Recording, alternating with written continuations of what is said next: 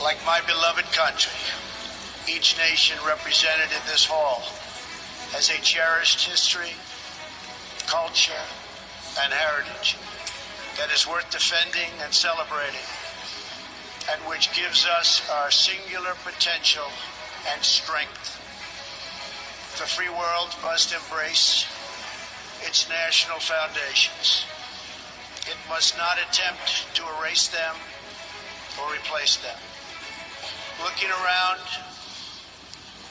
and all over this large, magnificent planet, the truth is plain to see. If you want freedom, take pride in your country. If you want democracy, hold on to your sovereignty. And if you want peace, love your nation. The future does not belong to globalists. The future belongs to patriots. The future belongs to sovereign and independent nations.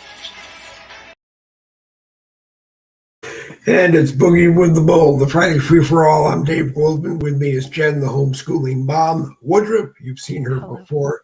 We're glad to have her back, and maybe she'll be with me on Fridays, or I'll be with her on Fridays, however you want to look at it in the near future. Very positive words from former President Donald Trump about the World Stands as One event taking place January 9th through the 13th. You don't buy gas. You don't buy anything really that you go shop for during that week. So stock up and be ready. Some are saying you don't go to work and you stay home. You have to decide how that will affect you and take part in that portion of it, however you feel inclined.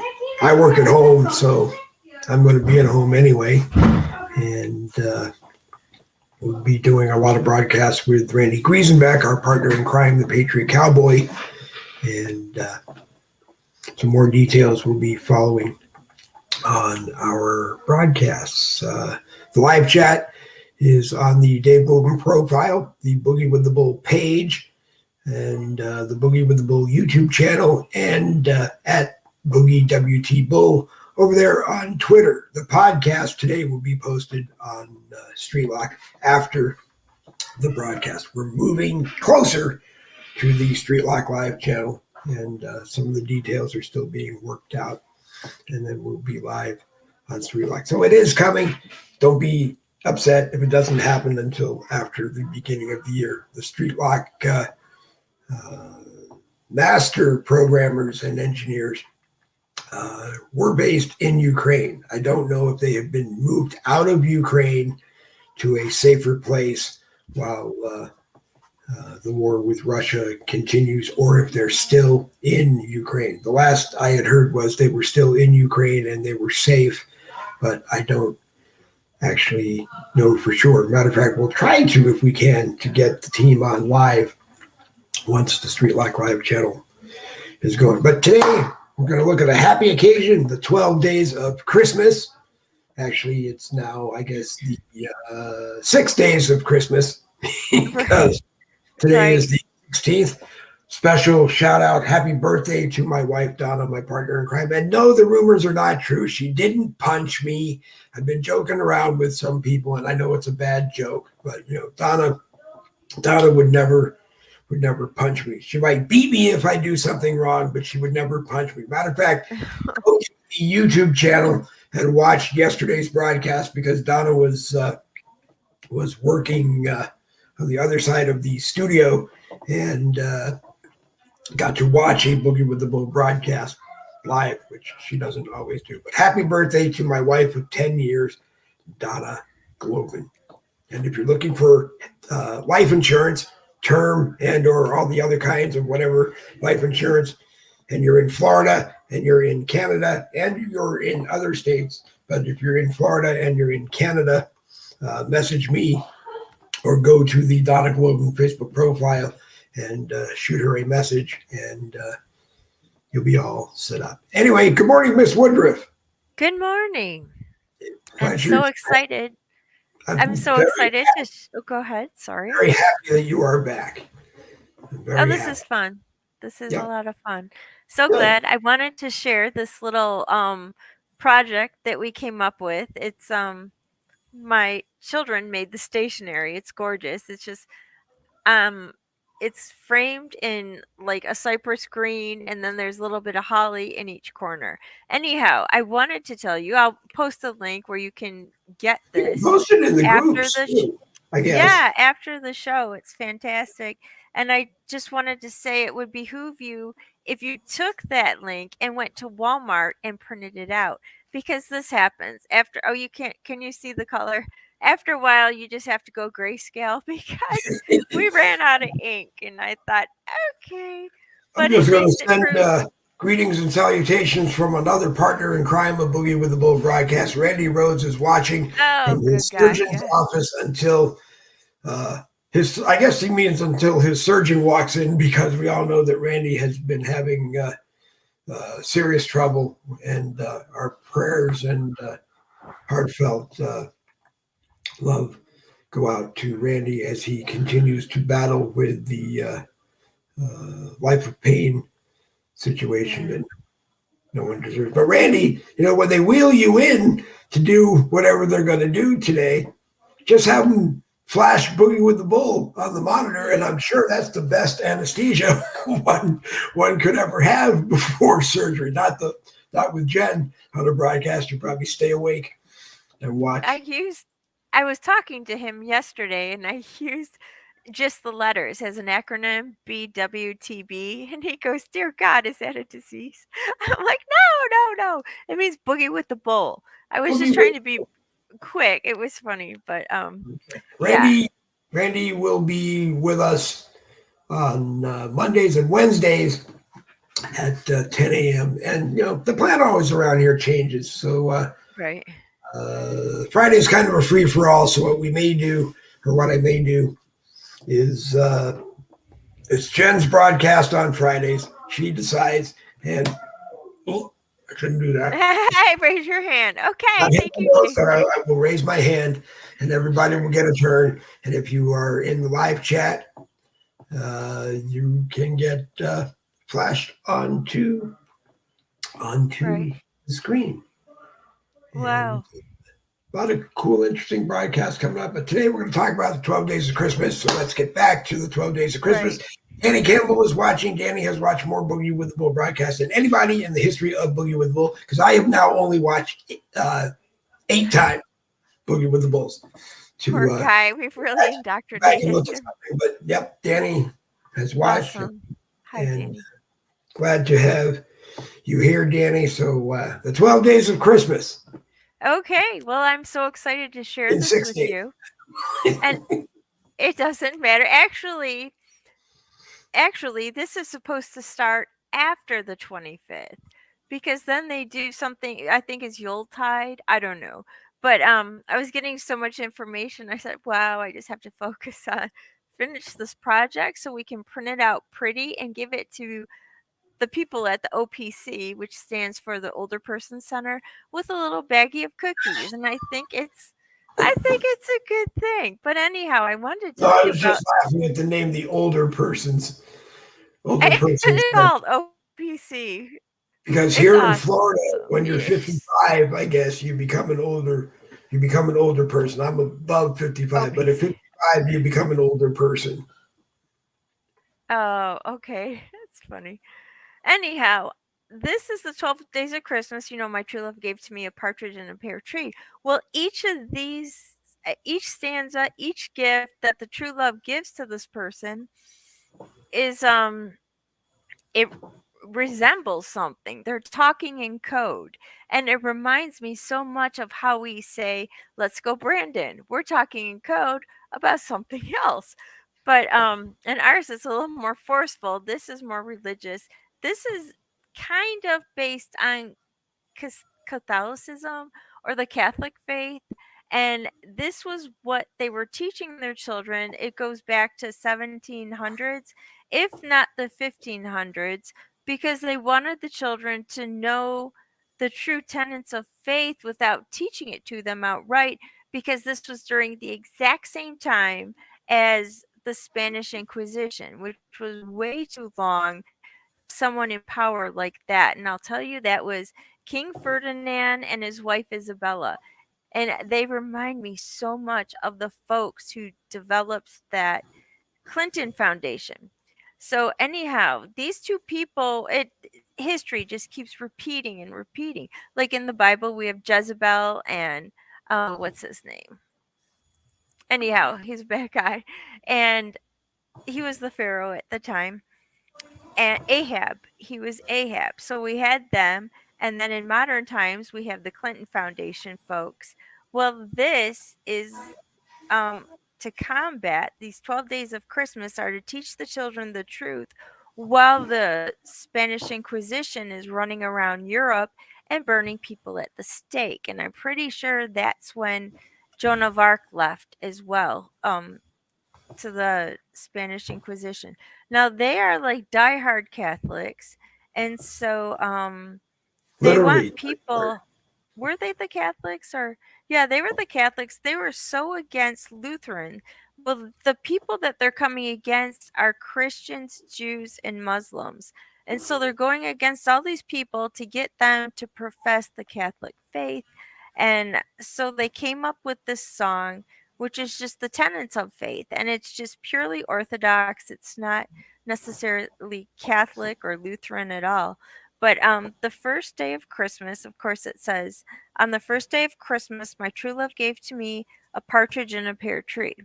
Well, this is amazing. The partridge in a pear tree represents Jesus, the Son of God, and his birthday that we're going to celebrate on the first day of Christmas, which is the 25th.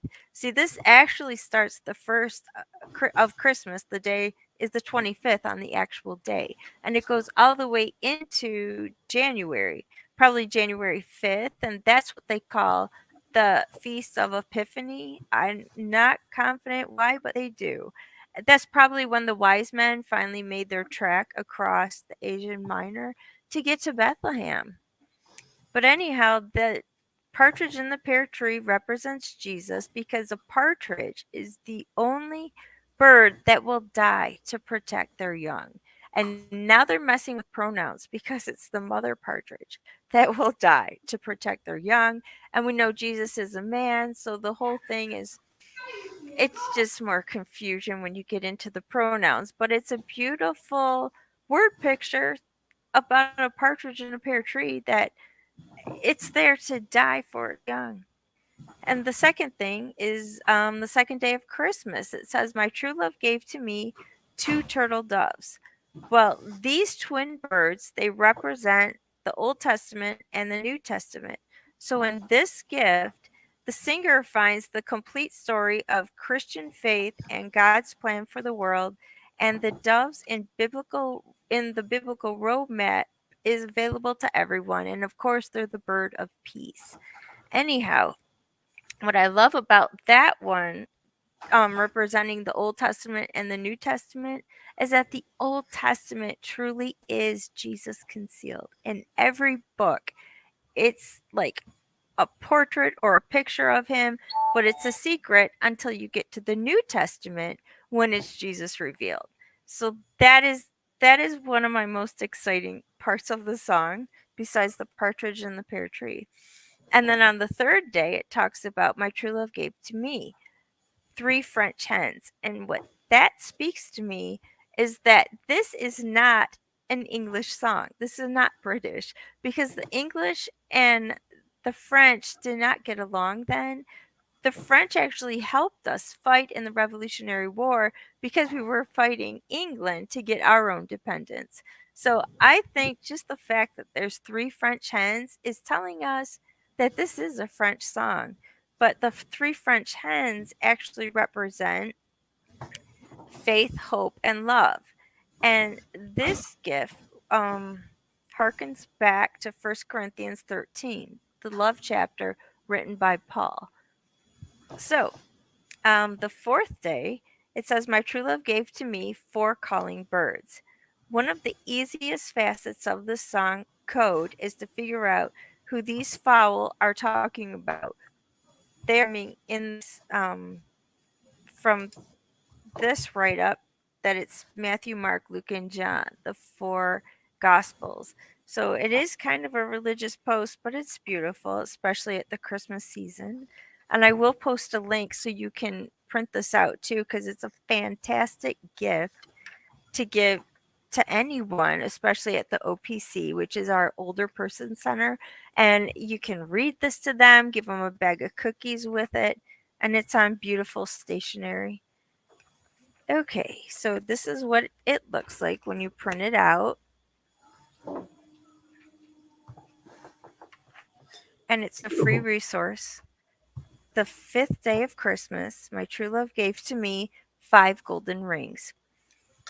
Okay, the gift of rings represents the first 5 books of the Old Testament. And you'll like this, Dave, because you're Jewish. And I those am. are the yeah, those are the first 5 books that were written by Moses. They're also called the Pentateuch. I think The it's Torah. well, I know it. What Genesis, Exodus, Leviticus, Numbers, Deuteronomy.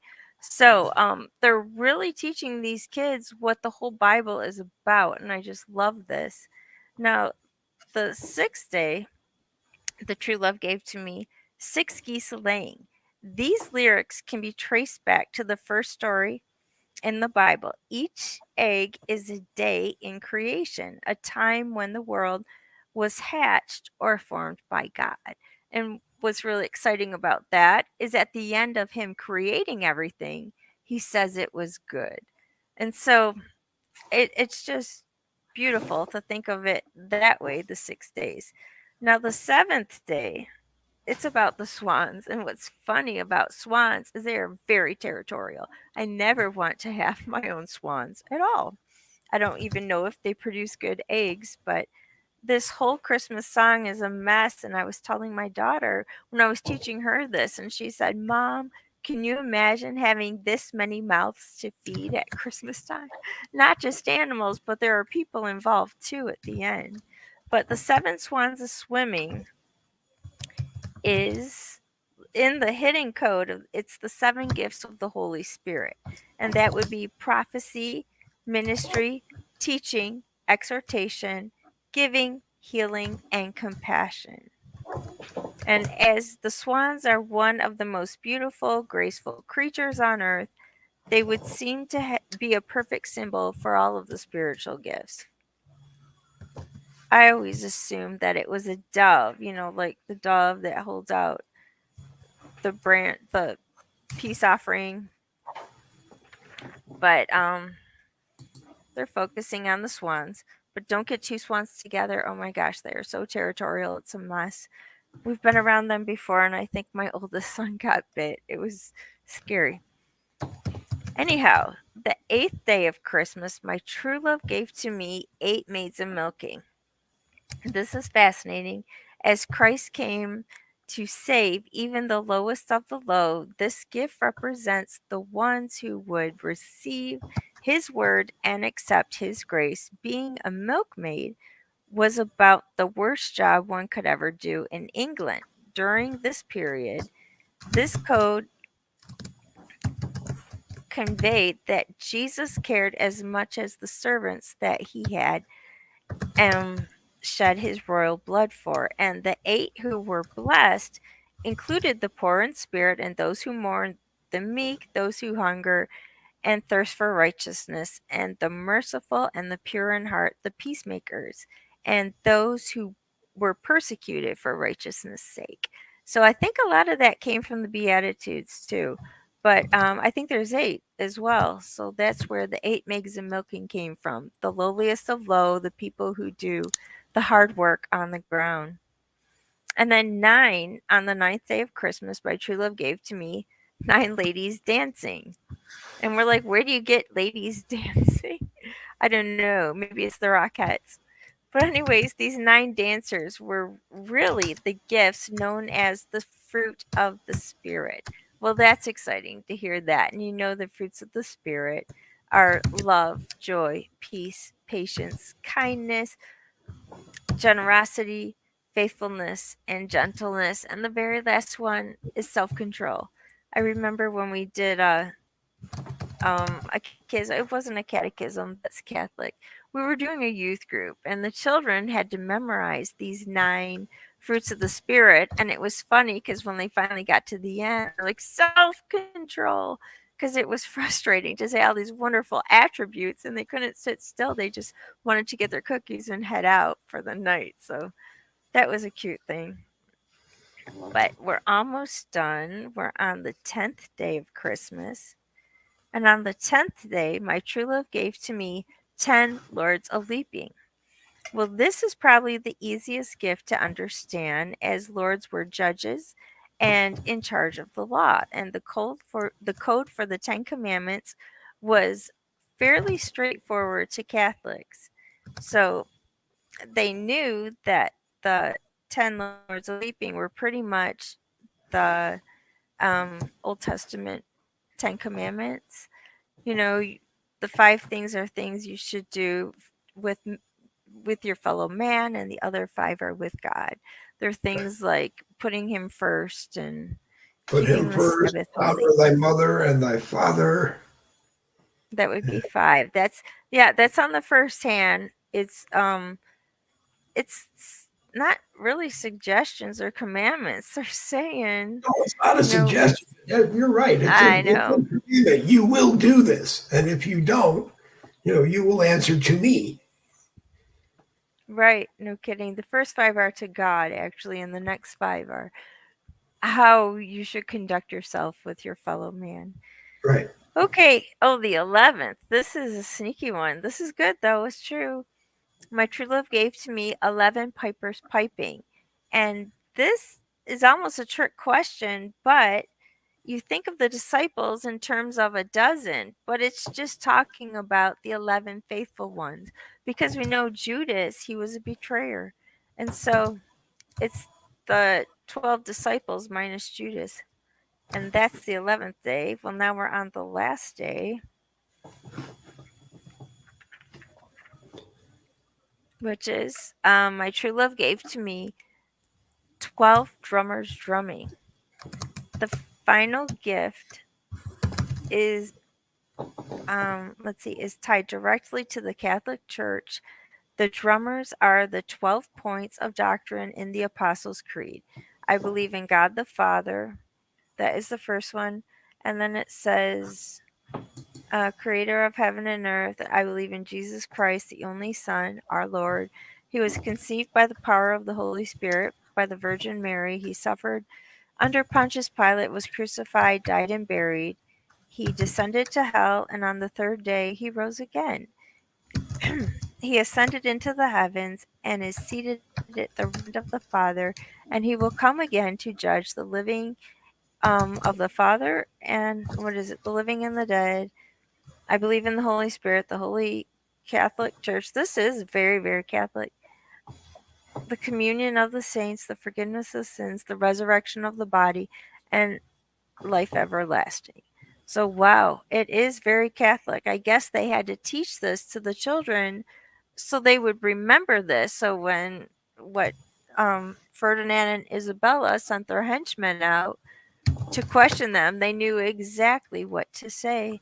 But it's sad when you think about that, and the reign of terror that these people had. It was like 350 years that this happened. Well, of course, Ferdinand and Isabella were not around for 350 years, but they must have been great leaders to train that many people to follow in their footsteps and still go out doing what Spanish Inquisition asking these people, if they were Christians, or they were trying to find out if they were Christians, Jews, or Muslims. And then they would burn them at the stake because all they wanted were Catholics. Is it me? And I don't mean it in a negative way. It's just been a curiosity. So the Christians launched the Christian Crusades, and they went around the world basically, like you just said, and they killed anyone who didn't want to accept Jesus and become a member of their church. And The now, Templars. right now in 2022, it appears that all of the other quote unquote faiths or religions that they decimated during the Crusades are now experiencing some kind of dissemination amongst by all of these other faiths, the Muslims, the Jews have never, to my knowledge, we've never really gone after them. We've just said that, like Donald Trump said, Jerusalem belongs to everybody. It can't be anybody's one exclusive home, but it belongs to everybody. It is the capital of Israel, but it is everybody's home. Is that what's going on? Is it kind of, for lack of putting it better, payback to the Christians for what they did, or is it just everybody's going after everybody because one people think they're going to rule the world one day? Wow, I don't know. I think that all people suck, and it sounds terrible, but really, it's like King of the Mountain. It's what it feels like. That's what they're doing. They're trying to see who is the last man standing. It almost looks like that, and it feels like it. And if you don't believe like them, they're going to kill you. And that is kind of embarrassing. I didn't think of that, Dave, but you're right. The Christians. It is what's going on, but yeah. I keep asking people. So this whole thing is cabal against cabal, or elitist against elitist. Last man standing, like you just said. What happens when you're the last man or the last woman or the last child and you're the only one here? I know, and you killed everyone else, and you don't have anyone to I guess you could travel the world and you could go find all of the fancy Teslas that Elon Musk sold to people, and you could get into them and slam them in, auto program them to slam into a brick wall just because you're the only one here. But I would imagine that gets boring. Right. Or you could live in, you could move into George Soros's mansion and live there for, as long as you want. And then you could, torch it and move on to the next one. But I mean, I've never understood this one world or this one being the only one here, as opposed to this one world where we're all truly united together. But, I don't know. I don't get it. I know, the whole thing, it just sounds terrible, but I think it's a beautiful song, and it was a good way to make the children realize, oh, know these things, and this is what they really represent, so that, if the Spanish Inquisition comes around to question you, you know what to say. That's all I can think of. But that was great. I thought it was kind of a code word to just tell the children the truth, but it specifically says in here the Catholic tenets of faith. So there you go. So it is. I'm laughing because I'm looking over on Facebook in the live chat, and Daryl Rector said, "I'll be watching you from heaven, Dave, while you're doing your Will Smith movie." And unfortunately, it won't be a Will Smith movie if I do it. It won't be a Tom Hanks movie if I do it. It very much could be a Tommy Lee Jones movie, because Tommy Lee Jones and Will Smith did the Men in Black movies. So it could be a Tommy Lee Jones movie. But I think more what it would be likely to be would be just sending a video crew out with Jen Woodruff, and Jen proving that this is where we are now. And it really is a beautiful thing. But if you destroy it, then it's not going to be a beautiful thing. And Randy Griesenbeck is very quick to point in his broadcast that we should be doing this for our children, because one day we're going to hand it to them. And in the opening video, you hear President Reagan say that, it isn't so much that it's born into us to do this, it's the chain of our lives, and this is how I think we're meant to be, that, we raise our, our parents, our grandparents, or our grandparents were born, our parents came, we came, now our children, now our grandchildren. Wow.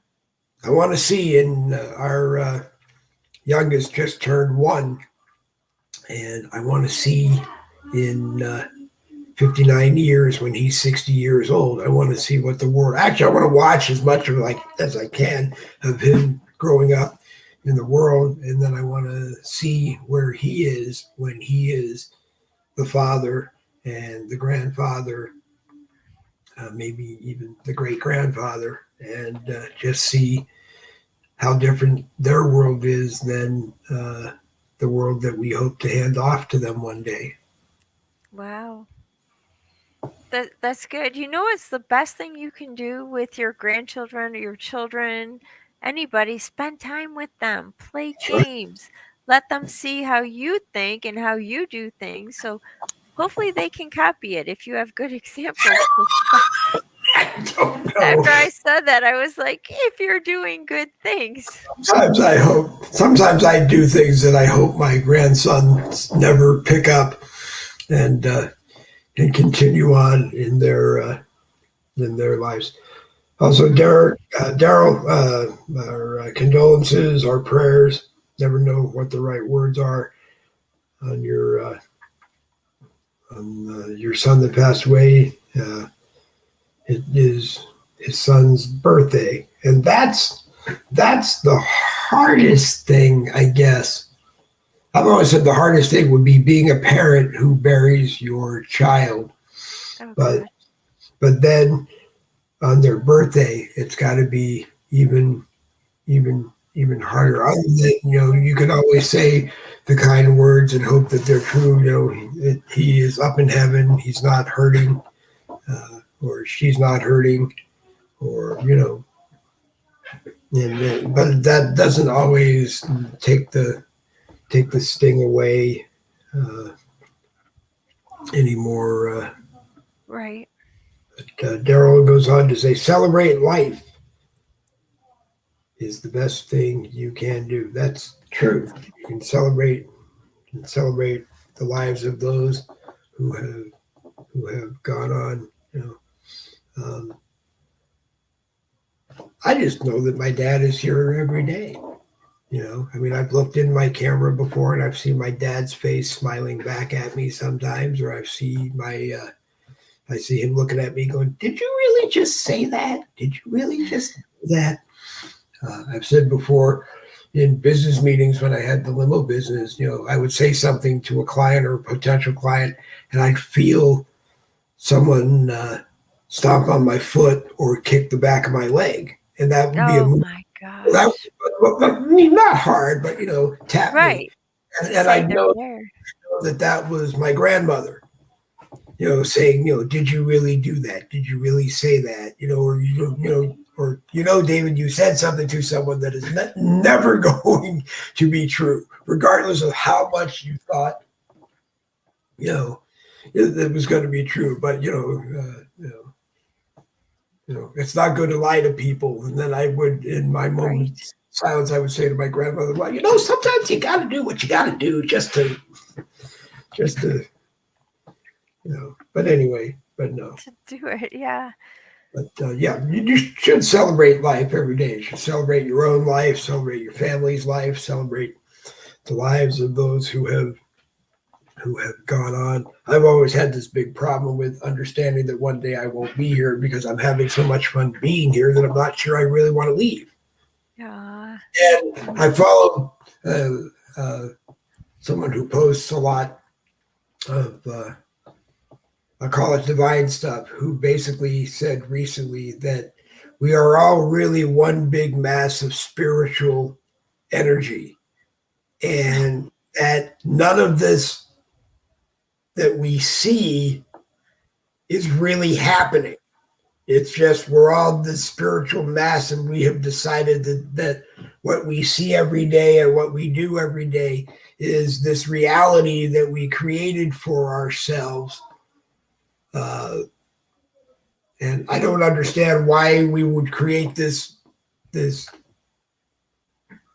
this reality that if we're all just this one big spiritual mass of energy, other than it's kind of hard to be a big spiritual mass of energy, a big blob of something floating around the heavens.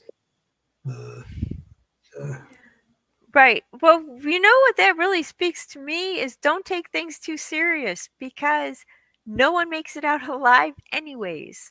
Life is terminal. You're born into it. You're going to die Right. out of No it. kidding. But Well, Randy Rhodes made the that's comment great. of Yeah, today. people, especially. We're all united through genealogy and DNA. We all came from the same gene pool. And I will leave it at that, because if I go any further, I'll tell the story about being invited by my Episcopalian friend, my best friend in junior high and high school at the time, who begged me to go to vacation week Bible school with him. And I kept saying, "You don't want me to go, Carter, because I know I will say something or I will do something that will get you in trouble. Then your mom, I'll have problems with your mom, and I don't want to have problems with your mom." And he begged me, and I went anyway. So I don't know if they're called pastors or fathers or what the proper title is for an Episcopalian minister, but he turns around this chalkboard and it says, "God created man," with a blank line, like he wanted us to fill in the blank. So all the hands go up and different people give reasons, and I figure, well, okay, I can't be the only Jewish boy sitting in an Episcopalian Bible school going without my hand raised up. So I put my hand up, and unfortunately he calls on me, and I said, "God created man in his own image, but God must have one pretty," and I dropped the F-bomb, "image of himself." And all I remember is being asked to leave, and then afterwards being told not to come back. And I remember years later, the I'm going to call him a pastor, and if I'm wrong, I apologize. But the pastor recognized me years later, and may have even said that he listened to my whatever radio show I was doing at that point.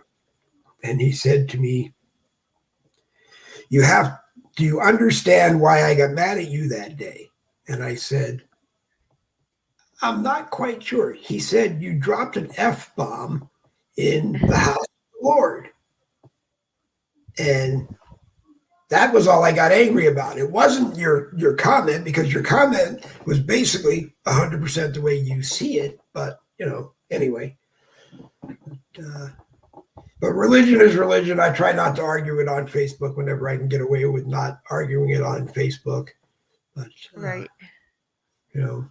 And just resolve to the fact that we live in a Judeo-Christian world, because in the Jewish world, we are in the year 5,783, and in the Christian world, we're babes. We're only 2022 years into it, so I'm sorry, but you guys got a lot of catching up to do. That's funny. Only what, 3,000 years? Yeah, about 3,000 Yeah, years. that's all. 3,780 something years. Wow. That's But, amazing. Got your Christmas shopping done yet? Most of it. I'm still waiting for some things to be delivered, but Yep. I can't talk too loud. They'll hear me. And so it's great. It's exciting. The one thing I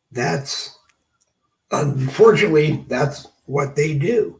And I used to joke about, I got vaccinated. Now I'm just waiting for my 5G human transmitter to kick in. But Oh my God. Right. and I will tell people, if you're worried about hearing strange things and whatever, then don't get vaccinated. If you're worried about finding that you're tuned into frequencies that you may not have been tuned into before, don't get vaccinated. I read today that the Senate signed, I guess, a defense bill, but they extracted from it the portion that was going to deal with dropping the you have to be vaccinated in order to be in the military, because I guess they didn't feel that that should be part of a defense spending bill. I just think it's the Democrats saying, well, you know what? We're not going to try to put it in there. And you in the military, you may be screwed until the Republicans take over next month and they decide to put it in the bill that you don't have to be vaccinated to be in the military. And I hope that it will lead to the government understanding that if you now don't have to be vaccinated to get into the military or be in the military, you're going to have every military member who was vaccinated coming after you. Just like what I don't think the pharmaceutical companies understand is once the mandates are gone, in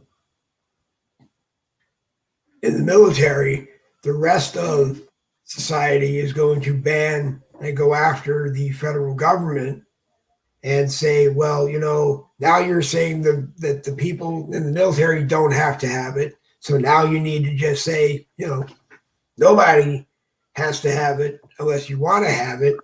And even worse than that, it's more like understanding. I mean, I watch these videos, and I can only watch maybe one, and then it's a couple of weeks before I can watch it again. They show,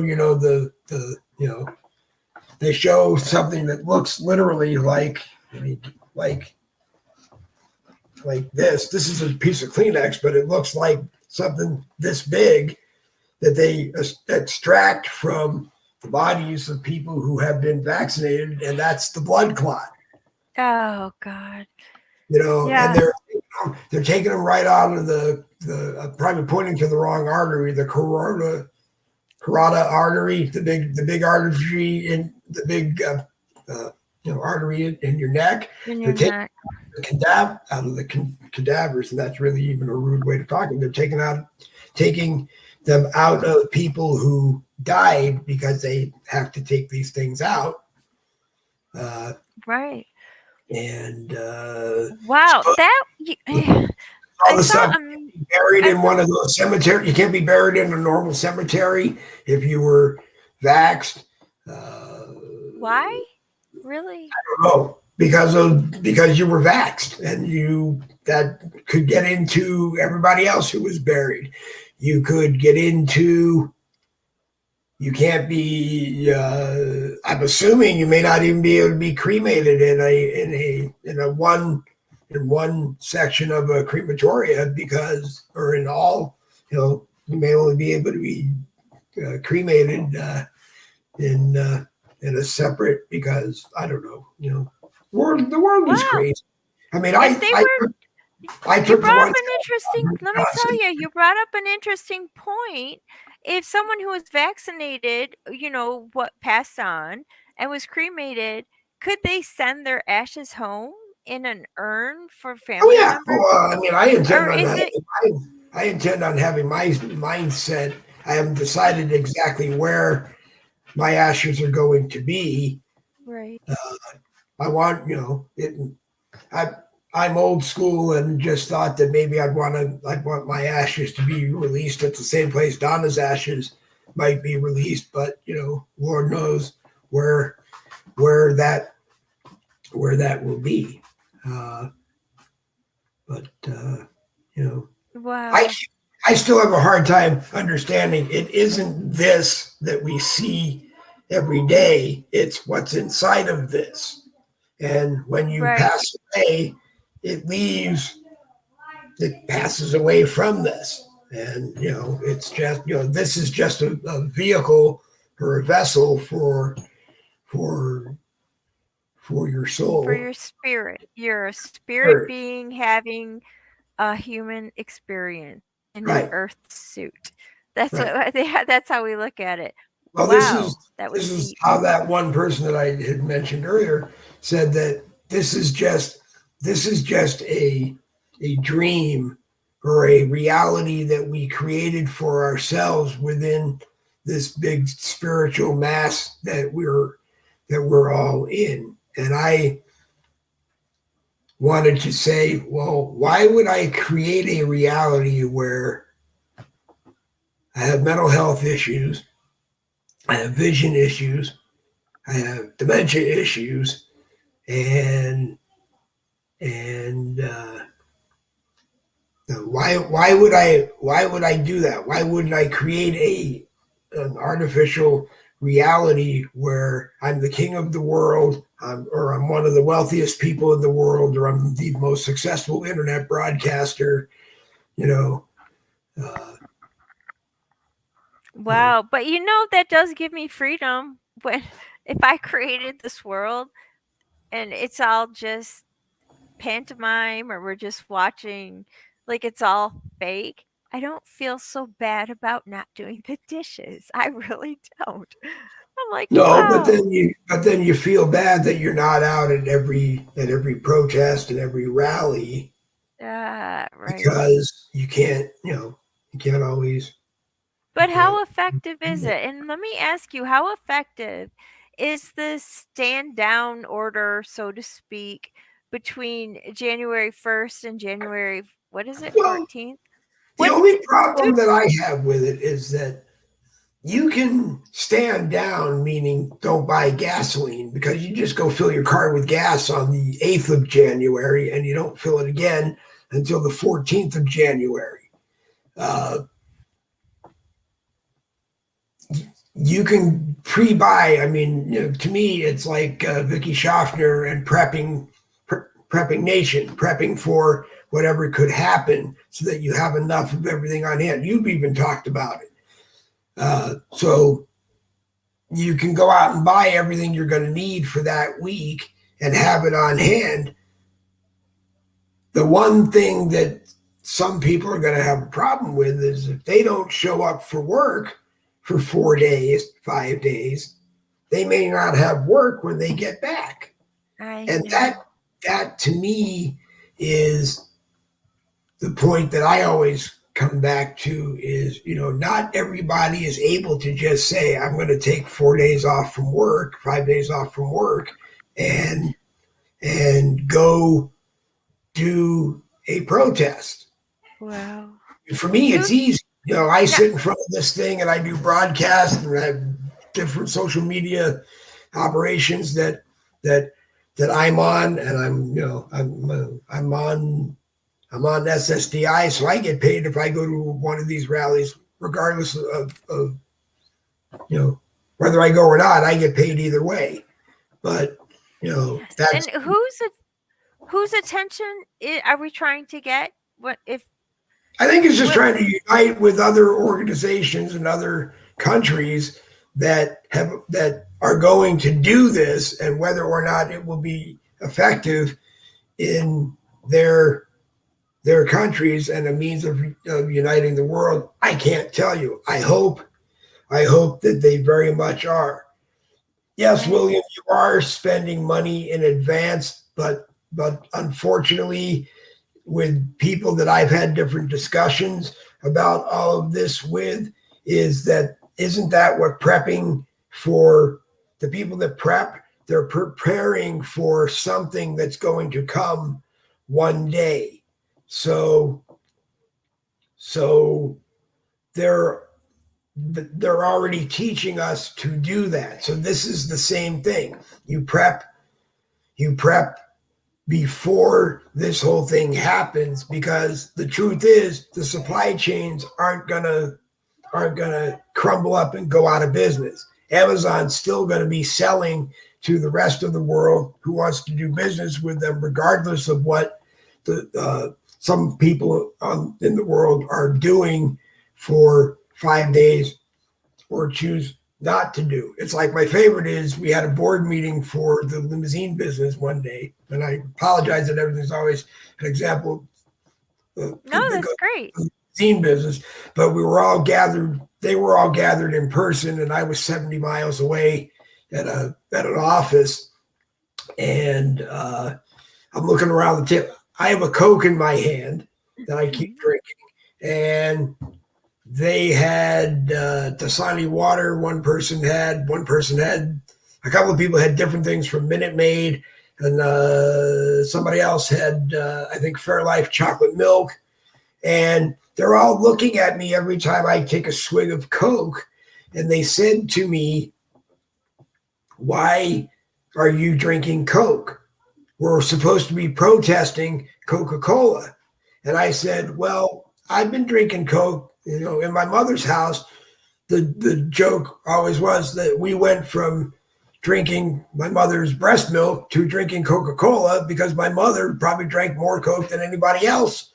It was all the same, sure. So, and I just grew up drinking Coke. Plus, I said at the time, I came from another service that I worked at, where one of our top clients was someone who became the president and chief operating officer of Coca-Cola. And, he was a good guy. And, it was, I said, I drink Coke because I like Coke. I don't agree with their politics. And whether or not, my buying a can of Coke allows them to continue with their politics, that's up to that, that's up to Coke. They spend their money. I mean, they come on and say, we don't like your company, Dave, because we disagree with your politics. And I totally understand. But my point was that these 6 or 7 other people in this video meeting with me kind of got upset that I was drinking Coke, and they all had different reasons why I should be protesting Coke. Right. And then said, I looked at the camera and I said, "Hey, you're drinking something from Minute Maid. You're drinking something from Minute Maid. You're drinking something from Minute Maid. You're drinking something from Fairlife. And Dasani, aren't they all like processed through Coca-Cola? You're drinking Dasani water." And I said, "You're drinking Dasani water. Dasani water is really nothing more than municipal tap water, purified and sold.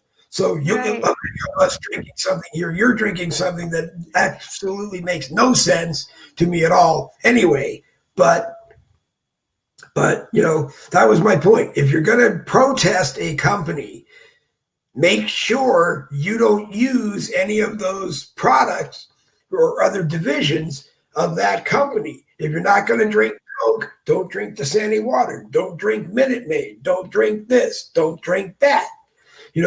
If you're own, and then the funny thing was, one of them said to me afterwards, "Well, I don't drink Coke anyway. I drink Pepsi." Okay, that's great. It reminds me. Right. So I said, you're not buying Coke anyway because you drink something else. But that was my point. If you're going to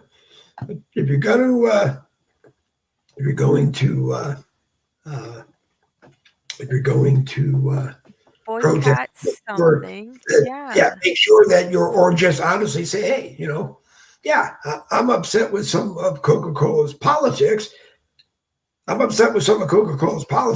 also more upset that someone at Coca-Cola decided to give $50 million to BLM, and it turned out to be money that was used by the main lady who started BLM to go off and buy mansions for herself." Oh my gosh, that is so crooked. And I would have been tickled pink if the lady said, I bought a mansion in the wealthiest neighborhood of Chicago but it's going to be a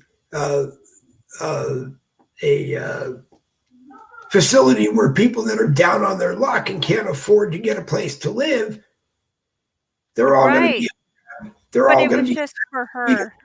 in that house until they get on their feet again and go. But no, this was the lady decided to take that and go do it. And I think Amazon gave hundreds of millions of dollars, and all of these other companies did. And it was me saying to all of these people, there's nothing wrong with giving away your profits. I mean, that's what we all hope we can do when we go into business, but you got screwed. Right. And also was me saying that, Coke got screwed. But I hope that just means the next time whoever made the $50 million decision vets something out a little bit more and makes sure that, whatever a charity is, that they actually are. They don't tell me don't wear Nike. Do you remember? No, do you remember when Coke changed their recipe? I think it was 1985, and my I don't father. remember exactly the year. I remember when it happened because my father was in the restaurant business, and my dad made sure we cleaned out every space, every inch we could in the garage because he had Coca-Cola send a truckload of classic, what is now classic Coca-Cola Classic. Yeah, that was good. I couldn't believe they did to make that. sure my mother had as much classic Coke as she could get because she didn't like the new one. No, that was terrible. That was a crazy marketing scheme. Well, but were they just trying to sell Coca-Cola Classic? Is that how they did? Is that why they did that? I never could understand. To me, it tasted more like Pepsi. So I think to me that was just Coke trying to compete with Pepsi. Right. But, right. It says they don't tell me don't wear Nike because it's made in China. I tell them sell 80% of the stuff in their home. New Balance athletic shoe used to get all of the parts that go into all of their sneakers and stuff came in from overseas, and then they were assembled in America.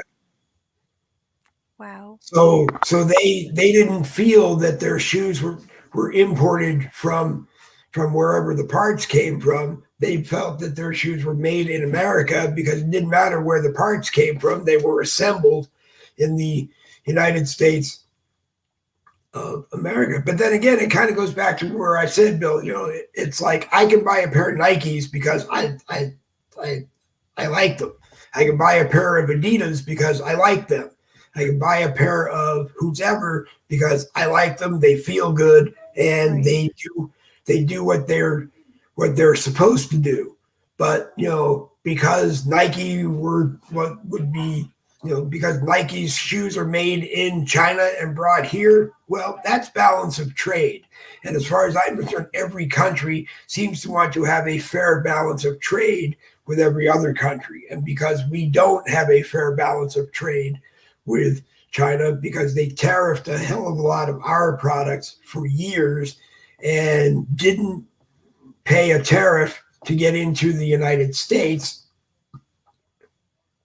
we got screwed. Is President Trump ever going to see the $10 trillion that he thinks China owes us for for COVID-19? Probably not. I mean, he says he's going to get it, and if anyone can get it, he's the man to figure out how to get it. But in all honesty, I don't think the Prime Minister of China anytime soon is going to write him a check for $10 trillion, even if they can. Wow. Right. But it kind of goes on to William and I did a broadcast recently where I said, well, look at NATO. The United States, Trump said, we're not going to stay in NATO if we're the only ones paying the bill for everybody because we've been paying everybody else's membership fees. I guess hoping at some point they would pay us back, and they don't, and they probably Wow. and we can't do this. We can be the protector of the world, and we can help this country, and we can help that country. But when we're not doing anything to take care of our country, that becomes a problem. You know, America first means take care of America first. And it's Clean not a bad thing. Nationalism it is it fine isn't in Russia. It's working fine in China. Well, they're kind of right. dictators. Well, But what but we're to not. But I make us mean, feel guilty you is know, stupid. I would say to Joe Biden, I'm tired of hearing that there are veterans living on the streets. Right. As he's giving away our hard earned Yeah, money. Good he wants. morning, Colleen. And I'm he's giving tired. away our money to Ukraine. Did you Yeah, hear Marjorie or Taylor Greene? Recently, she says, she's like, do we have another state, a 51st state that we're giving all this money to? The way Joe Biden, it's sending money to the Ukraine. We know it's where you launder stuff. And then they take the money, and then it always comes back to the DNC. And it sucks. We're like right. fighting a game where the deck is already stacked, and that is frustrating. How do Well, we we stop need to. this? Thank We, God Marjorie is there saying it. I mean, I don't know how or if we ever are going to be able to to stop it. I mean, I said to William on that same broadcast, maybe maybe what we need to do is this convention of states that you Right? talked Right. about for a long time on broadcast with us. Jonathan Garcia talked about it uh, during Bill his. Muckler, he did like it at first, but he says it feels like an impossible path. And It, I it, know what he's talking about. You have to it, have 34 states that are for it, the right. two-thirds majority, but it's a struggle. Yeah, I think it's stuck at 25, and they're all Democrat states. Uh, Wow.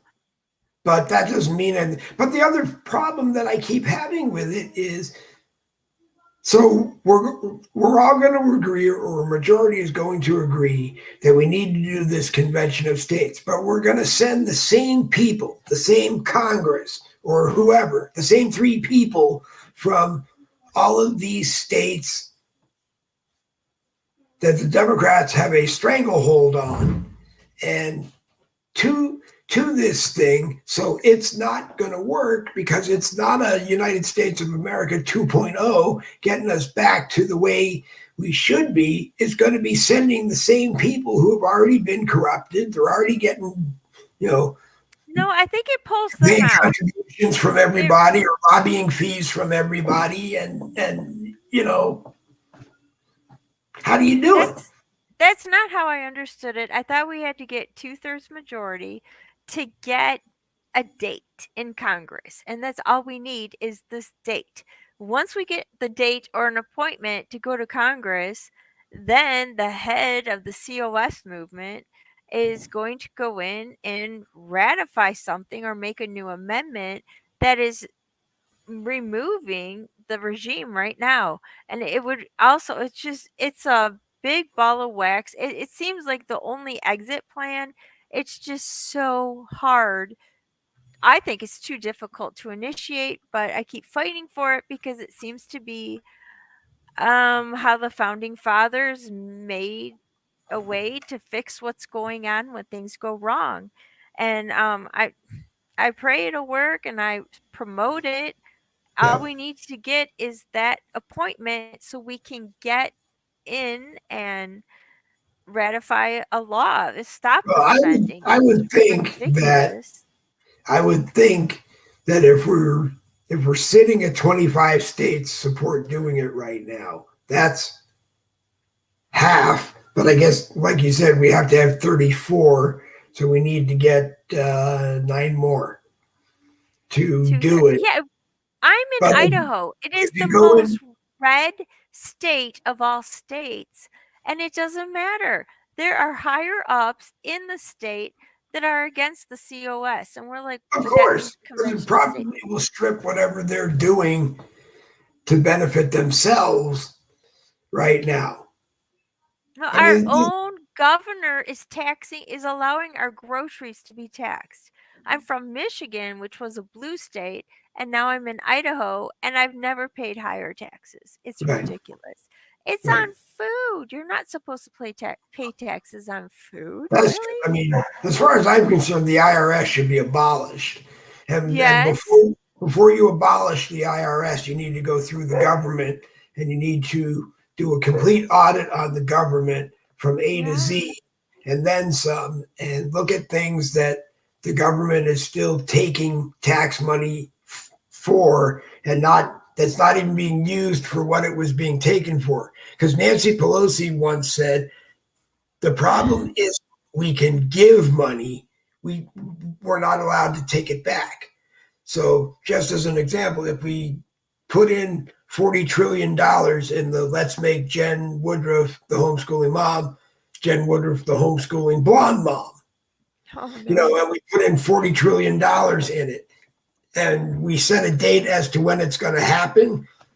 If it doesn't happen, we can't take that 40 trillion back, but we can take the 40 trillion and put it into something else because we just move your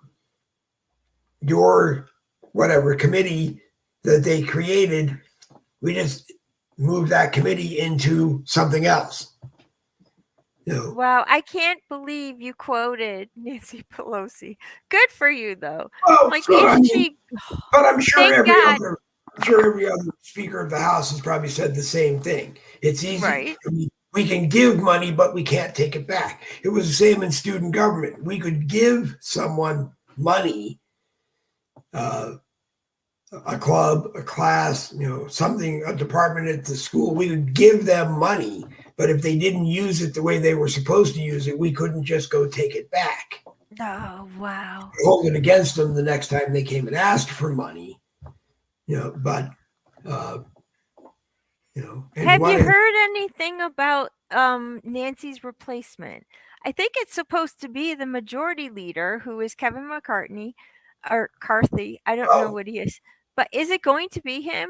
Or do we just have to well, wait till they only have. January? I mean, they're from what I don't know if they're still in session now or if they're gone for Christmas. I don't know how much time is left when they come back because it's January 3rd is when McCarthy and company gavel in as the majority. Uh, there is a speaker pro tempore, I believe. So if something happens that she can't be there, it still stays within the Democrat majority.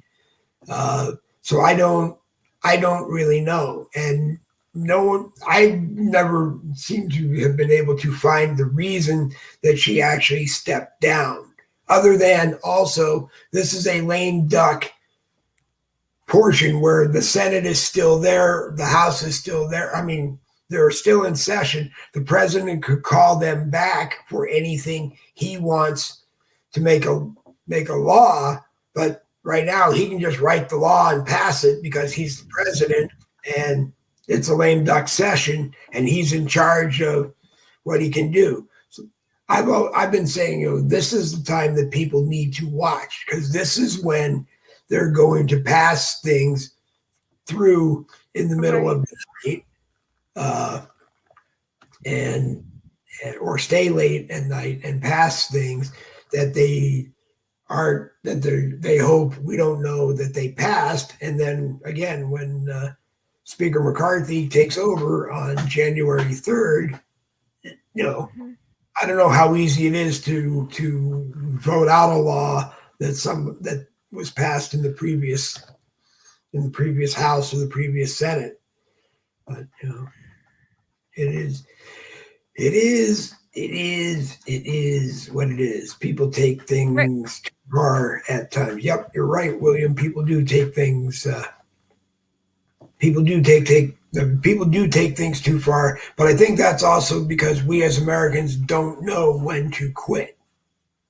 You know, sometimes there does come a point where you you have to quit. Well, you don't quit, but you have to retool and refigure out how to get done what you want to get done. We know right now as Republicans that when the Democrats have the majority and they don't need the Republicans in the House or the Senate to vote, They'll then do what they want to do. well, but the same thing is also true that when we have the majority of the House and the Senate at the same time, and we have a Democrat president, it's going to be hard for him or her to push through what they have. I don't know. Barack Obama, when he was president, we were so excited to have this red wave, and they took the House, they took the Senate. I mean, all Congress so red, and he's still doing what he wants to do, and we're voting against what, higher taxes, regulations, and to have a smaller government, but it never happened. It's like we don't know what to do. They take it, they win it, they're so excited, and then sit. They don't know. I'm talking about the Republicans, the GOP. It's frustrating. Do you think they're paid off? Do you think they're lazy? I don't know, but Trump said that too. Well, Trump says the people come into Washington and they get so enamored by the White House and how beautiful it is, and people, and it's like they forget that it's about we the people, and they forget to take care of the people first. And he's right. He is so right, and I can't stop thinking about that time when Barry was president, and we were so excited to get the red wave, but we did nothing. Nope, because we were so excited that Barry was president. Yep. I know. We got so excited. We got Republicans in, and that was it. What are we going to do when we get the first black female president? I mean, wow! If it's what's her name? Is Earth just going to spontaneously combust because we will all be so happy that Earth won't be able to hold all of that? Oh my gosh, Candace Owens would be awesome. Candace Owens would be amazing. I do not want Michelle Obama. I think Candace would be great. And I don't want Oprah. They were joking about that at one time. Were they joking or were they for real? As president? God, I hope that never happens. Stacey Abrams wants President Obama to appoint her as FCC chairperson. Oh. And I think that would be like handing the internet to the Democrats. Yeah. How is the relationship between your governor and Georgia right now? How is that? Because DeSantis said, well, if Stacey Abrams gets any foothold in Georgia, she lost. She did lose. But I know the Senate went to who? Warnock instead of Walker. The Senate went to Warnock, and then what happened was Democrat Kristen Sinema flipped from being a Democrat to being a independent, and by doing so, that gave the Democrats 51, and we had less than 50. So so it flipped to Democrat control. But you know what? That's stupid games that they play.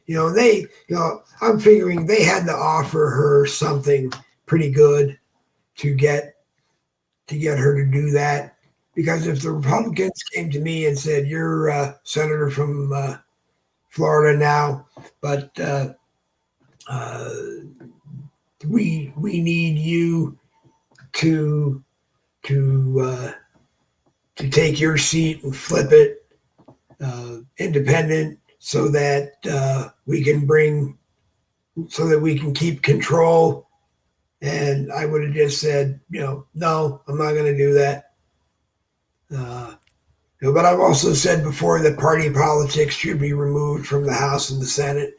It should just be the best person you think is qualified for the job. That's the one you vote for, and it doesn't matter if that person is a Republican or a Democrat. But The only reason for the parties, I'm sure, is for the massive amount of money that they can spend on you to help you run for an office that you may not have the money to run for. But I think Jonathan Garcia is kind of right when he hints around that people are starting, I think, to focus on grassroots candidates. Right. Coming up, people who have not been in the system before, people who aren't corrupted by the system. I think the worst thing that's going to happen with the 118th Congress, the new House, and the new Senate is that they give themselves a raise every year. They make like $174,000 right now. That raise is going to put them over $200,000 a year. And I worked for 43 years and I'm on SSDI and I get a lot less than that. I think it's coming down to a time where, I understand the job that you do and I understand the importance of it, but you're getting paid, aside from the expense money that you get to do the job, you're getting paid more than the average person in your district makes. And that's just, to me, that's just wrong. I mean, if all of your expenses to do the job are covered by the federal government, then you ought to get maybe the same $13,000, $14,000 a year pocket money that I get from Social Security. Here's a stipend so that you can cover that drink at the bar if you want, but everything you need is provided for you while you're doing this job. So, why do we have to pay you $200,000 a year? And if someone says, well, because that's what I would make if I was working in private industry, then go work in private industry and let them pay you the $200,000 a year. Right. Don't take $200,000 a year from me and tell me that, if I'm lucky, I'm going to get $1.30 increase in Social Security every year. Especially when you talk about, it's time to give us the biggest increase in the history of whatever. Because that's what Joe Biden is trying to do. He's trying to use Donald Trump's words that I'm going to give you the biggest raise in history. It's going to be huge, as President Trump would say. And, we all felt good because we paid into this thing for years. You've had plenty of time to use our money however you wanted to use it, interest-free, and don't even pay it back half the time when you take it from us, and then tell us that you got to shut the system down. No. Oh my gosh. It's just time that, Congress voted against paying off the college debt. It never went through. From what I understand, Pelosi slapped him on both sides of his face and said, you understand that you can't do that. I'm the Speaker of the House of Representatives. The House of Representatives controls the purse strings. We control America's wallet. And you can't say that you're going to discount any of it or discount it all, not make them pay it back. I kept saying through all of this, but nobody listened to me. I got a friend again, a limo guy who was that was his business. That was his business. He had investors available. He financed education for people. How do you go to that man and say the people that your customers don't have to pay you back? Oh my! Because if it was me again, it would be, hey, I got maybe $1 billion tied up out there that, the longer it takes people to pay it back, the more I make. But that's the game. You can't just say to people, you don't have to pay this guy back. I'm not the federal government, and the federal government backed these loans that I made. So, I'm not going to go out of business. I'm going to sue the federal government and get that, even if I do go out of business, I'm going to sue the federal government for the $1 billion in loans that that you decided people don't have to pay back for no real reason. Right. Remember when he did the free landlord thing? He was Yeah. Well, saying you could wherever you're staying rent free. well, My family owns houses, and they're some like, states, some you some can't. states were doing that. Like Connecticut was doing it. Our landlord at the time said that he wasn't going to do it because he researched into it, and the payback was going to be almost double in taxes than money that he would have gotten. Wow. So to some of his tenants, he told them, you know, I'm giving everybody a free month, or I'm giving everybody a couple of months, whatever I can do. Now, he was trying to sell his residential stuff anyway, so he said, Right. take, be out by, 2 months, whatever it was, and we were. But he had, like I said, had explained it to me that, if he got $1,000, $2,000, $3,000 from the state of Connecticut that a tenant might owe, it was going to cost him $2,000, $4,000, $6,000 in taxes in the year that it all had to be paid back.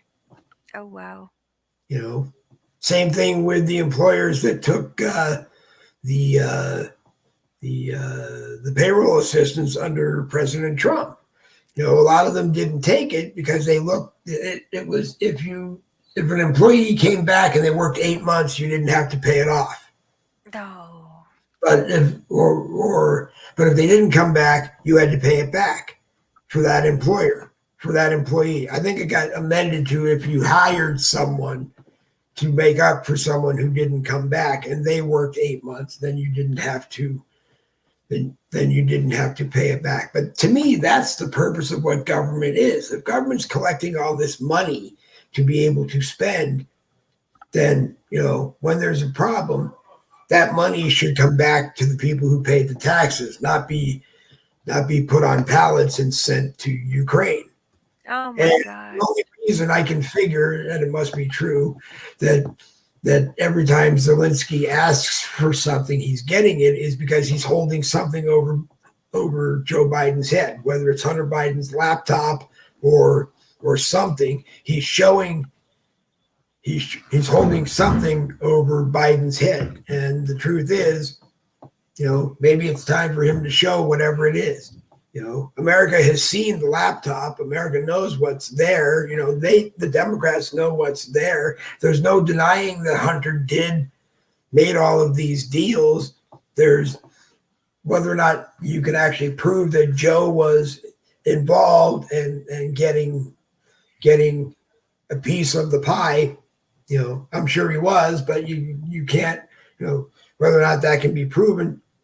It doesn't matter. But at the least, anytime Hunter Biden used Air Force Two, the vice president's plane, to go to China and do business with the Chinese, no, you're not allowed to do that, Joe. Right. But his people are going to come back and go, well, what about all the times that Ivanka or Donald Jr. hopped on Air Force One and did something. And, the reality, the answer to that is going to be, well, we didn't use Air Force One for that. We used Trump Force One, my personal jet, because when Trump got elected, the first thing he said was, I want to use Trump Force One, his jet, and Trump Marine One, his helicopter, at my expense to handle all of my travel. And of course, I'm sure the Secret Service came up and said, "No, you really can't do that because your helicopter and your personal jet are not equipped with everything that the president needs to have on those two pieces of aircraft." But who knows? But right. An hour and a half, and just anything else? No. Yeah. Last thing. What what is your view on the prisoner trade? It was a Oh, terrible, I terrible. personally believe that Brittany Grenier, he, she, her, it, whatever your favorite pronoun is here, that's up to Shoot. you. And if you Right. get in trouble because Facebook doesn't like the pronoun you used, sue Facebook. That's all I'm going to say on that. But I personally believe that Brittany Grenier should still be serving the rest of her remaining time in a Russian jail, because I see it either one of two ways. She either brought something illegal into Russia, she used it while she was there, and she was going to leave Russia and she took it with her, or she was in Russia doing whatever she was going to do, and she bought it while she was there, which is illegal, and she decided she was going to take home some of it with her. So Wow. you can't say that it's okay for an American to go into another country and break the law of that country and expect to say, I'm an American, I'm going home. It doesn't work that way. And if anything, because Paul Whelan is an American citizen, a United States Marine. Right. Oh my gosh. That is so. I'm glad you brought him up.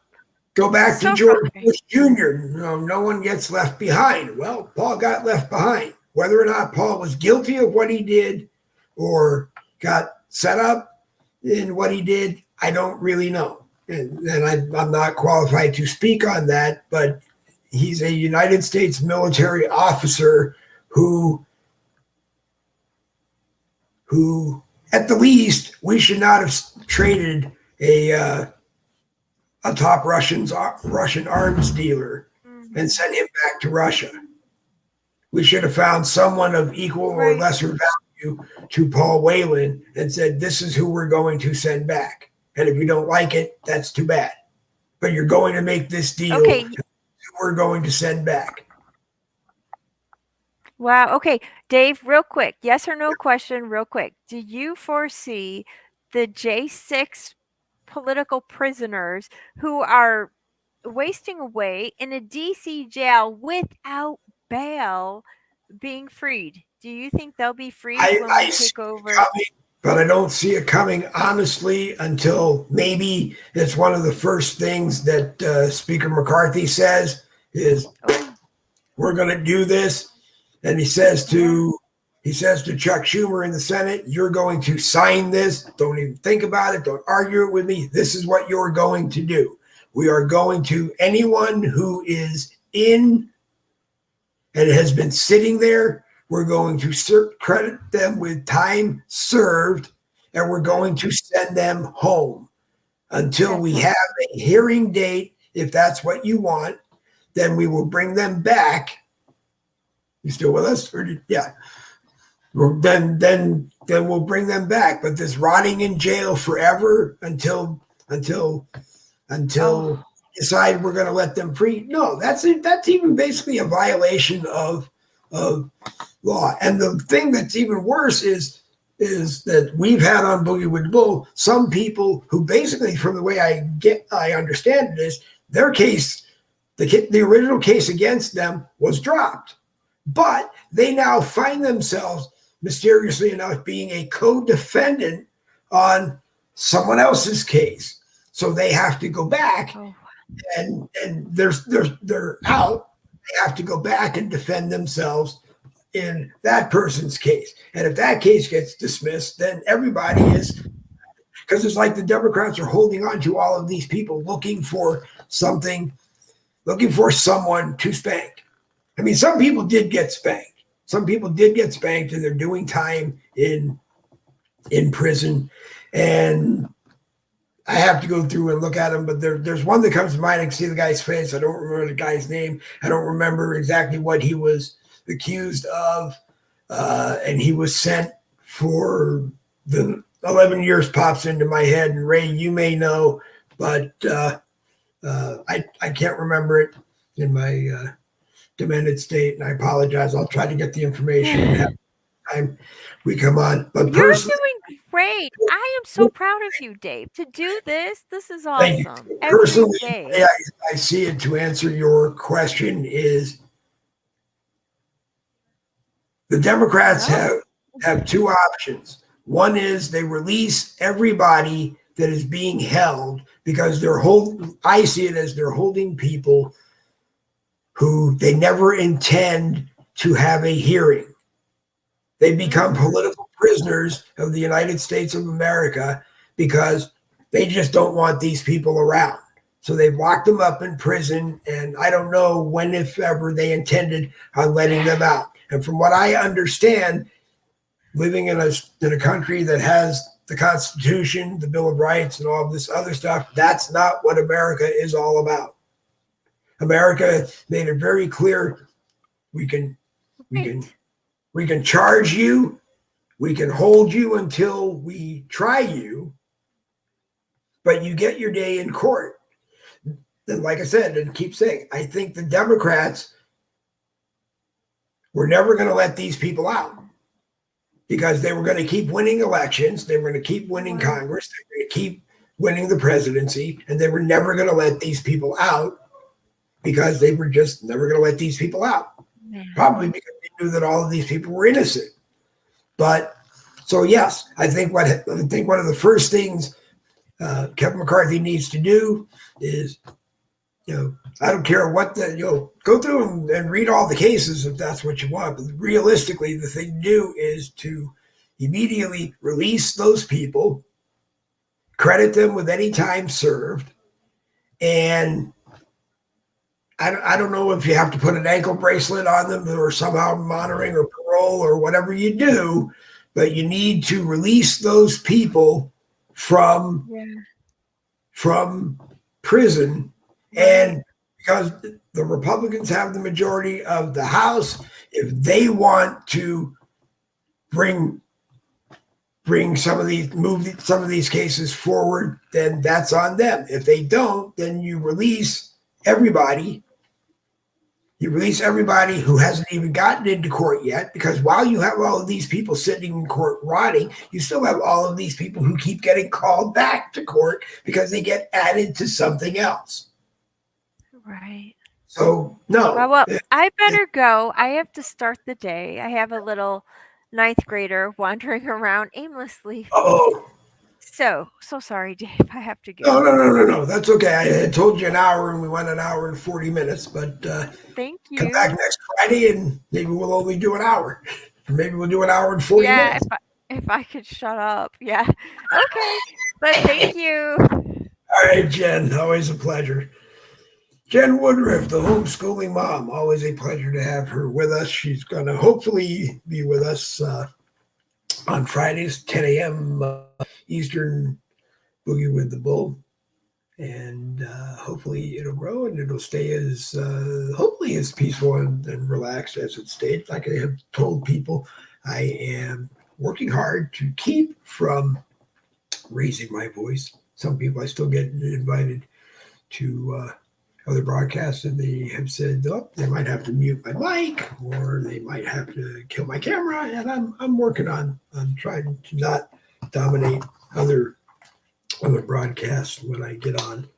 And a lot of times I have to kill my mic anyway because the dogs around get our dog in here going, and no one really wants to hear dogs talking all day. And if I could speak their language, then I'd have them all on as guests. But anyway, it is Friday, and on Friday we remember Red Friday, which is remember everyone or everybody, either way, remember everyone deployed Friday. I say both here in the United States of America because some are deployed throughout the country and some are deployed around the world. And we just take a moment and wear a red shirt, and we just take a moment to remember them and the missions that they were out on, and the oath that we gave them that we would help them when they got back and take care of them any way we had to. and we would remember those who don't come back. So fix the broken that come back because they weren't broken when they left, and remember the ones who didn't make it back. So do that. And if you see a retired soldier, retired military personnel in your travels throughout the week, take a minute and go up to them and thank them for their service, and listen to what they did. And if they go on to talk about their life now, listen, and it's not about the Veterans Day things where everybody shows up to get the free meal. It is a nice token, but we need to live this life where we have sent people out to represent the United States and they didn't come back, and we have sent people out and they came back in much worse shape than when they left. We need to fix that and take care of them. And if the United States VA can't do it, well, then maybe somebody needs to intervene and help the United States government make sure the VA is capable of doing what they can do. But it's easy to say that about everything within the federal government. So I don't know how you fix that. I don't know if pouring more money into it is how you fix it. Putting more manpower into it, more doctors. But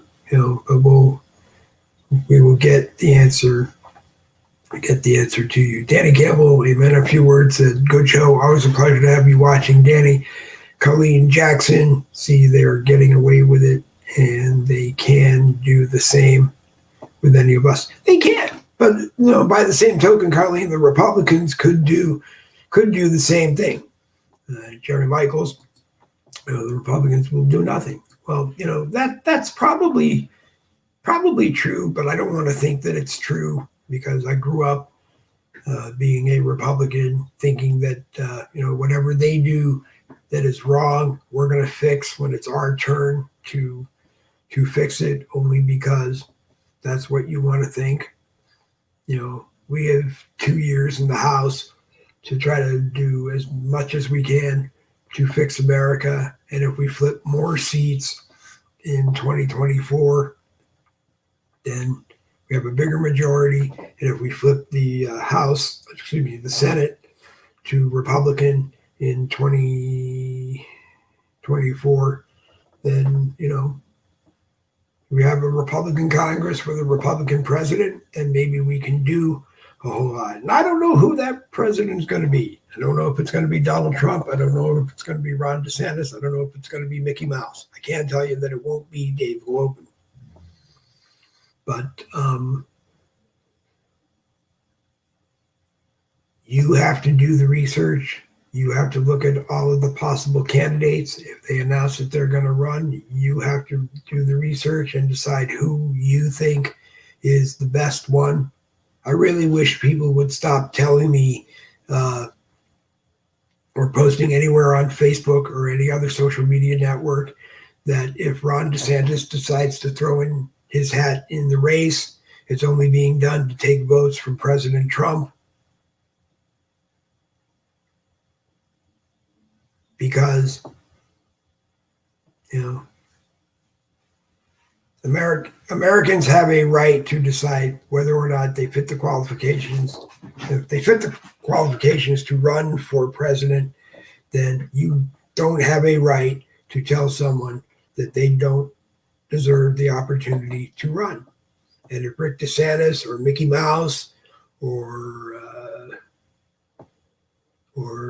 even me or Jerry Michaels were to get the nomination, the Republican nomination, and run against anybody they decide to run, you got a 50% chance of winning over anybody else.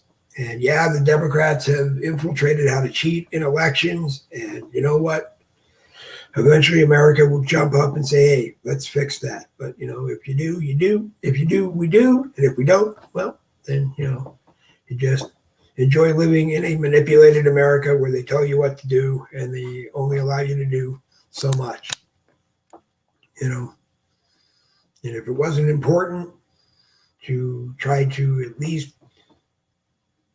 allow you an hour and 45 minutes, sometimes 2 hours to hear and take part in conversations that bring things to thought to you, and then hope that you'll go connect the dots for yourself, then I wouldn't be doing this. Okay.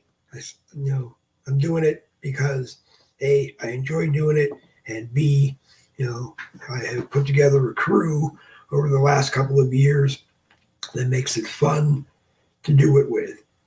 And they get things out in a lot less words than I do sometimes. So anyway, again, if you tuned in late, Jose Blow is watching Boogie with the Bull, and Jose Blow gets to be the last, whatever I have been calling the under the wire Boogie with the Bull viewer. I don't see him on the live producer. Well, that means that he is watching on Facebook.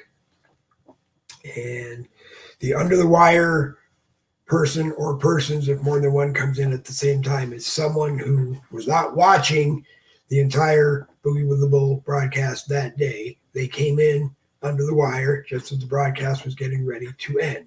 Monday through Friday, their names will go into a hat. And on Friday, after the Friday names are added to the hat will be flipped, shaken, whatever, stirred, however you prefer. And a name will be pulled out. Then that person will get some kind of Boogie with the Bull gear. Could be a keychain, could be a bumper sticker, could be a T-shirt, could be a travel mug, could be a ceramic mug. You get something that I hope you will wear proudly and show social media that you watch Boogie with the Bull. Because, as I always say, thank you for the privilege of abusing your time. I hope we didn't hurt too bad. I hope we opened up your mind, and I hope that you will start to connect the dots yourself and get involved where you think you can. If you can be at the rallies and listen to people when they're there speaking and connect more dots and decide this is something that you support, then that is what you can do. If you are someone like me who can be more effective doing broadcasts and finding other people to come in and speak about various points of view, then that is what you do. If you are someone who has thought about doing a broadcast similar to Boogie with the Bull, and yes, I have said it does not have to be a conservative patriot broadcast, but if you've thought about doing something like this, please let me know. We have what I call the StreamYard 8-pack, 8 cameras at one time, 8 destinations at one time, and a broadcast can be up to 8 hours at one time. We will mentor you or provide a live producer to help you. If you decide that you want to continue doing it, well, then it's up to you what you do. We recommend that you start out with the StreamYard 8-pack and you go from there. As I said at the beginning, we are always live on the Dave Goldman profile here on Facebook, the Boogie with the Bull page, not the group, the Boogie with the Bull page. And we're live on the Boogie with the Bull YouTube channel, and we're live on at Boogie WT Bull over on Twitter. This morning we are live linked from the YouTube channel. We were live on StreetLock, and we're working with them and hope to very quickly add being live on StreetLock as well. We may have a couple of broadcasts that we'll create very soon that will be based on StreetLock. So, it's a good time to jump on and ride the bull if you can, and we will help you get out and reach people. Again, our sincere thanks go out to Randy Griesenbeck and Jessica Harrison for their generous donation of the StreamYard 8-pack to Boogie with the Bull. And that's why we are in this pay it forward situation. We want to help people. If you are doing broadcasts and you run into a problem and you will not have live stream facilities available, please talk to me as well, and we will do our best to help you.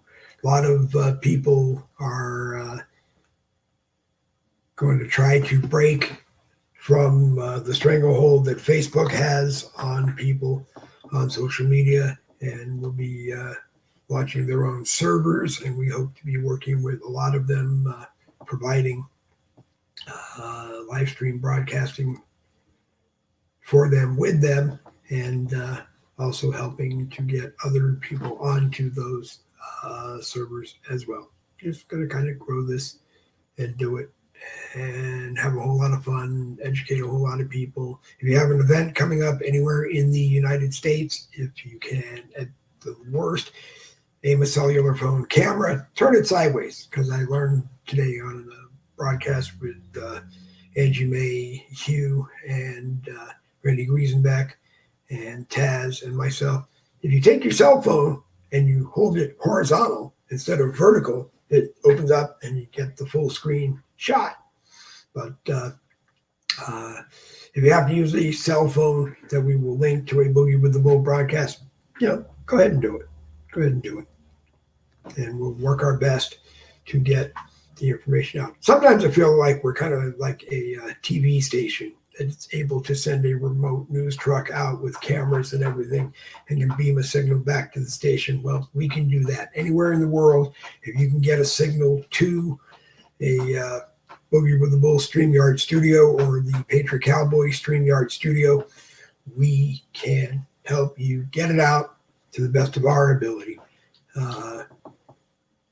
Make sure you are watching William Rayfield, the Patriot Labs, Monday, Wednesday, Friday, and Saturday at 10 a.m. Monday, Wednesday, and Friday, 12 noon Eastern on Saturday.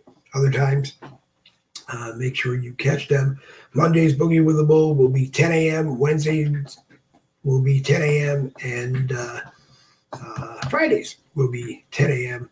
And that means that there may or may not be boogies on Tuesdays and Thursdays in the morning. It kind of depends. I'm trying to just whip a team together and see what I can do. So 8 minutes will be 2 hours, and that's long enough. I think it's Friday. Go out there and get this weekend started. Stay in contact with your family. Call your mother, call your father, call your sister, call your brother, call your parents, call everybody, and check in. Let them know that you're okay. And yes, if you communicate by email, that's okay too. But it's nice to pick up the phone and talk to people when you can. So, from the Boogie Dome down here in Fleming Island, Florida, the world capital of Boogie with the Bull, thanks for the privilege of letting me abuse your time. And I'm going to check to make sure the dogs ate breakfast, the cat ate breakfast, I'm going to eat breakfast, and it's now lunch, really. So catch us on the next Boogie with the Bull. Do not know. There will be a Boogie later this evening. There is the opportunity to do one. I'm not sure what time, but there will be one more Boogie with the Bull broadcast today. Tomorrow is Saturday, and I always say they're impromptu boogies, but I don't know if there will be one because I have some things to do along with the rest of my family that I really want to be there and do it. And if you're someone going through the same stuff as I'm going through, yes, you know that a lot of times your safe zone is wherever you feel the safest, and you stay in that safe zone, but you got to get out every couple of days. I don't care if you take a walk around the block, and I'm telling you, I don't care if you take a walk around the block, 15, 20-minute walk every other day, every day if you can do it. Get out, get a little bit of exercise, and take a ride in the car when you have to go shopping. Don and I did that yesterday, out shopping for some more Christmas presents and making pathways. But I've always said that I don't finish my Christmas shopping until January. And if you're looking for that Boogie with the Bull gift that will make me happy. Miniature sketch. Miniature sketch. Not the big box one, just a miniature sketch. That's my go-to fidget device. You'll always see something in my hands or me looking down as I makes it look like I'm maybe reading notes or something on the broadcast, but a lot of times I'm just turning the knobs and fidgeting while I'm turning the knobs and fidgeting up here. So live well, live prosperous, be happy. We will have a great weekend. I hope you and your family have a fantastic weekend. William, I hope you enjoy everything you do every time you get a chance to do it with the family. And of course, make sure people tune into the Patriots Lab, as I said, Monday, Wednesday, and Friday, 10 a.m. Eastern, and Saturday at 12 p.m. Eastern. And William is on as often as he wants to be on. Friday's going to have some changes to it as we go. But I have to kind of work it out to see who's available. I'd like to have the same crew on Fridays. So eventually the plan will be, like I said, Randy Rhodes and I will do Monday and Wednesday at 10 a.m. Jen Woodruff will do Fridays at 10 a.m. with me. And it will probably turn into the Friday Free-for-All, where anybody who does a Boogie with the Bull broadcast during the week or does their own broadcast, we'll try to get 8 of us together if we can, and see how it goes. Still going to do it at some point. I'm going to talk about it a lot before we do it. Is I want to take anyone who has StreamYard. It doesn't have to be StreamYard, but I'm going to take anyone who has StreamYard and link you as one of the 8 on a Boogie with the Bull broadcast, so that while we're sending it everywhere we do, my Facebook profile, the Boogie with the Bull page, Boogie with the Bull YouTube, at Boogie WT Bull on Twitter, somehow over to StreetLock, and then you're sending it everywhere you send it, and the other 6 of us are doing the same thing, sending it to where they go. Can you imagine how many people we can get a broadcast to, so that if there's an event going on anywhere in the world, that we have people on the ground there, then we could get it to everybody through everybody's broadcast. Because when we come together as one, we can inform and educate and enlighten everybody. And that's, I hope, the reason why a lot of us are doing what we do. So thank you for the privilege of letting me abuse your time. It's just under 2 hours. And if we're not on a destination yet that you would like us on, please message me and let me know. And odds are, if I'm already there as a member, we will start getting it in there. And if I'm not a member there, I will make sure we get it there on Telegram. We have the ability to use the Telegram APR broadcast channel, and we will start doing that. It will probably be a podcast over there. So a lot of places may not get it live, but they'll get it as a podcast, or we'll rotate where boogies go every day, depending on the broadcast, so that everybody gets to see it. Really hoping, really anxious, and StreetLock knows it, to get the Boogie with the Bull StreetLock Live channel going. Anybody who does conservative patriot broadcasting that will is interested in being able to link to the Boogie with the Bull StreetLock Live channel knows that they will be invited to do so. And anyone who does not do conservative patriot broadcasting that has something of interest, you'll be invited to do it as well. Multi-topical, as I call it. And that's the best abuse of your time. Multi-topical, a channel that gives you everything that you want to watch and then some. Anyway, I'm Dave Wilwin. Decided to get this weekend started, just under 2 hours. And Monday, as I said, me and Randy Rhodes. Wednesday, me and Randy Rhodes. Friday, Jen and I return, and who knows, it might be with a whole lot of other people. Prayers go out to Randy Rhodes, who's going through a procedure this morning. I'm sure he will talk about it on his next broadcast when he can. And he did talk about it last night.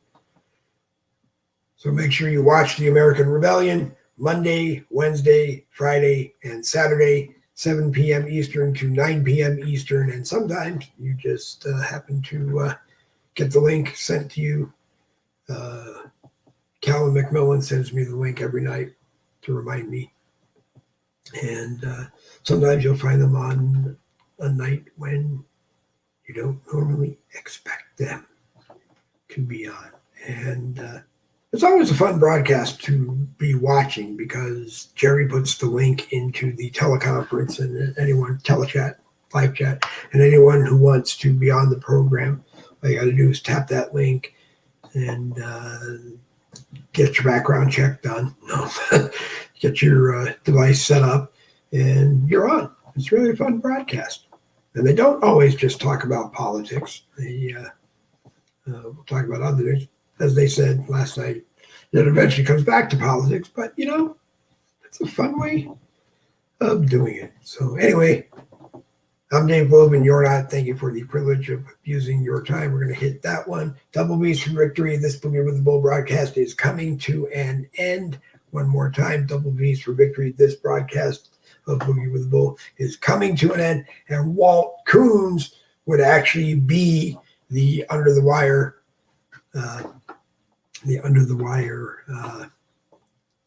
entrance for today, coming in just as we were going down. Walt's rewind back, watch the podcast, and it'll explain near the end what the under the wire contest is all about every week. So double B's for victory. This Boogie with the Bull